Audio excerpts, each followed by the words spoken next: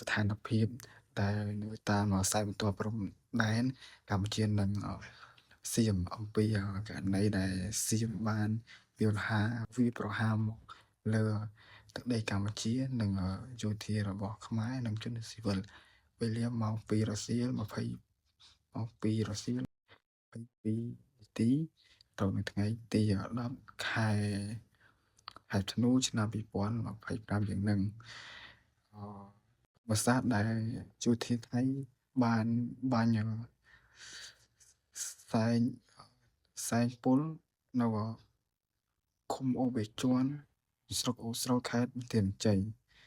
ដោយថៃវាបានបើកការបាញ់ដោយមិនខ្លាចជនស៊ីវិលនោះឡើយនោះវាបង្ហាញឲ្យឃើញថាវាពិតជាថោកទាបមែនទែនបានដែលមិន